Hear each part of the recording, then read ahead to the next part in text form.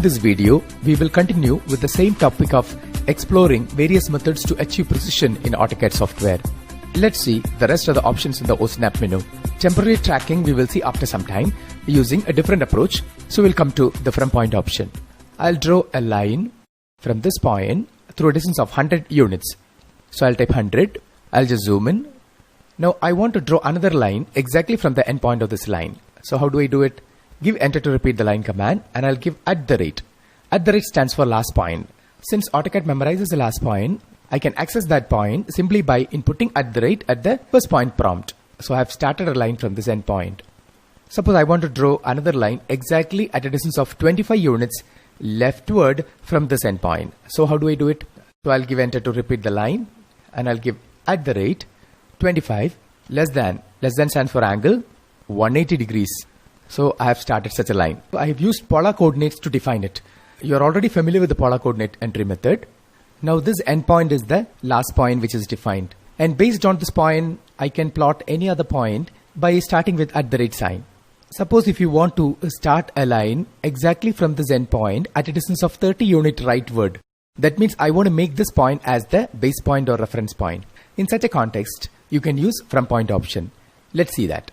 So I'll give line command, and I'll shift right click to access the OSNAP menu, and I'll go to from point option. So when you use from point, it'll ask you for a base point. Base point is nothing but the reference point. So I'll use this endpoint as a reference point. Now it'll ask you for the offset. Offset is the distance from the base point, and that distance can be defined either by using relative or polar coordinate entry methods. So I'll give @ 30 less than 0 because I want to move 30 units in the rightward direction. Polar coordinate method. Just give an enter. Now I have started a line exactly from this point. From point can be used to make any desired point on the screen as the base point or reference point, based on which you can plot any other point at a specific distance using relative or polar coordinate entry methods. You can also input distance in absolute values. I'll show you an example. I'll draw a line from this point, and I'll turn the ortho mode on, give a length of 120 units. Next, I want to draw a line at a distance of 45 units from this endpoint, and I want to give the distance in absolute values. So before drawing the line, you can bring the origin to this particular point.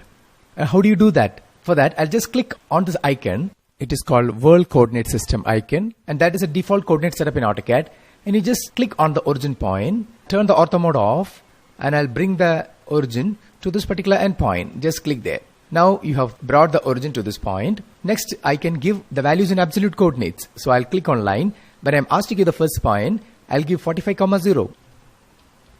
So I have started a line from the required location. You can also align the coordinate setup on the inclined lines. For example, I'll draw a line from this endpoint to this endpoint. Now it's an inclined line. I would like to draw a circle at a distance of 25 units from this endpoint along this line. So in that case, you can click on the UCS icon, bring the origin onto this point, then you just click on the x-axis, then you can just click on this endpoint to align the coordinate setup onto this inclined line.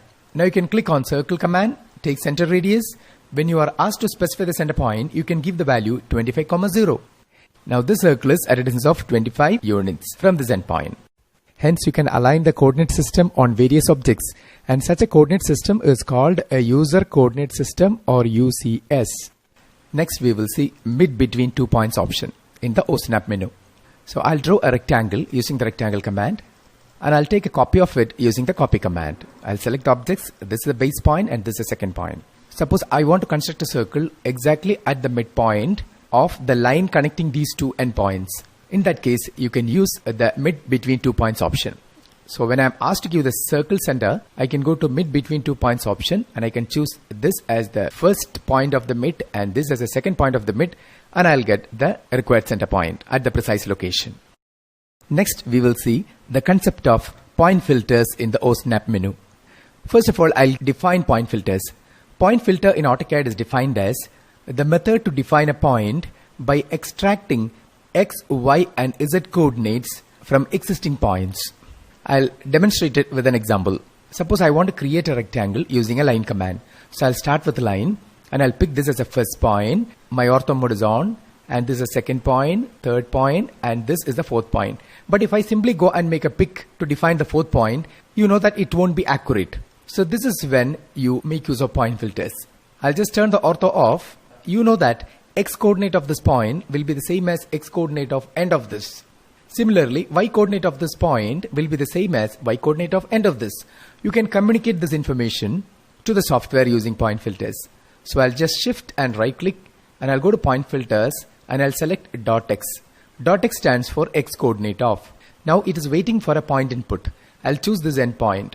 So the x coordinate is extracted from that endpoint. Now it will ask you for y and z coordinates. So again I'll go to shift right click, go to point filters, and I'll select .y of, y coordinate of this endpoint. So x and y is defined. Now it will ask you for a z. Line is a three-dimensional object. It will also ask you for a z coordinate. In point filter, the last coordinate can be defined by inputting a numeric value. So I type 0 because I'm working on the xy plane and just give an enter. So this point is precisely defined. Now I'll just click on close to complete the rectangle. Next, I would like to construct a circle right at the geometrical center of this rectangle. So I'll click on circle command, choose center radius method, and I'm asked to define the center point. Conventionally, you construct two diagonals and you find out the point of intersection. But if you know point filters, you don't have to do that. But instead, I'll shift right click and I'll go to point filters and I'll choose .x. .x means x coordinate of. It is waiting for a point input of mid of this line or mid of this edge you can pick. Because you know that x coordinate of mid of this line or mid of this line will be the same as x coordinate of the geometric center of the rectangle.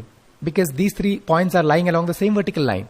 Similarly, I'll go to shift right click, point filters, .y of, y coordinate of, mid of this edge or mid of this edge I can choose. So I'll click on this mid. Now it will ask you for z. Z I'll give 0 because I want to work on the xy plane. The moment you define the z coordinate, that point is defined. Now just pick to define the radius. So this is how you make use of point filters. It's very useful in 2-dimension as well as in 3-dimension in AutoCAD. Next, I'll introduce you to object snap tracking. It is in fact a replacement for point filters. You can see object snap tracking button very close to OSnap button, and it can be controlled using the F11 function key. When you press F11, OSnap tracking will get activated. When you press F11 once more, it will get disabled. I'll illustrate it by constructing a simple rectangle. So I'll draw a line from this point and I'll turn the ortho mode on, and the next point I'll click here, next point on top. In order to pick the next point, I'm going to make use of the object snap tracking. So I'll disable the ortho button. I take the cursor onto this endpoint, okay, and I'll move the cursor away from this endpoint. Now you can see a green tick mark at this endpoint, which means that I have tracked that point. And if you want to remove tracking, and move the cursor away from that endpoint. To get tracking as well as to remove it, you can take the cursor onto the same endpoint. After you track that point, when you move the mouse, you will see a temporary construction line, which is this particular green dotted line appearing. And if you click a point, you will be clicking that point anywhere on this line. This will eliminate the usage of an additional construction line. So that is the main advantage. Now I'll click a point here. Now I've got that point exactly on that vertical tracking line. I'll undo this. Now I'll track this endpoint once more, and I'll track this particular endpoint as well. Now when I move the mouse leftward, I will get the point of intersection.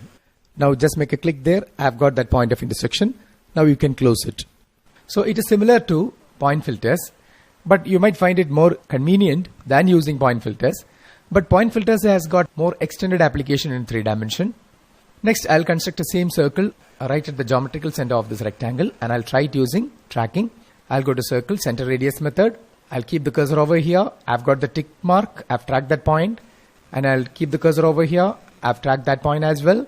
And when I move the mouse, I'll get the point of intersection. Just make a click there and click to specify the radius. So this is all about temporary tracking. It's really easy and convenient, and it eliminates the usage of temporary construction lines. In AutoCAD, whenever you want to create construction lines, we have 2 new objects which is meant for that. These objects can be taken from the draw panel. So click on the drop down in the draw panel, and here you have a ray as well as X line. Conceptually, the ray is similar to the one which you have learned in geometry. It starts from a point and it goes towards infinity in all directions. And X line is also called construction line, and it starts from infinity and ends at infinity. That means it is an infinite line, just like an axis. So let us see ray. When I click on ray command, it will ask me for a start point. I'll pick a start point and a a through point, then a through point. The through point prompt will be a recurring prompt. You can pick as many through points as you want. And when you pan the screen, you can't find the end of this array because it is going towards infinity. I'll erase this.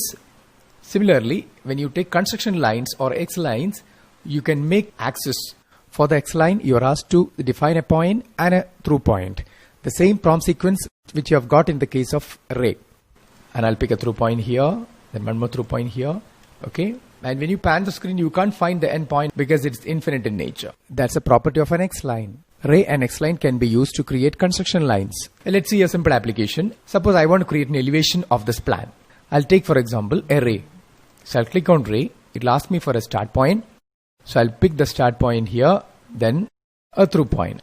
Next start point is this, then through point is this. Then I'll give an enter to repeat the ray command. I'll pick the start point as this and through point as this. Again, I'll give enter to repeat the ray command. This is the start point, this is the end point. I'll do the same. And these are all just projection lines.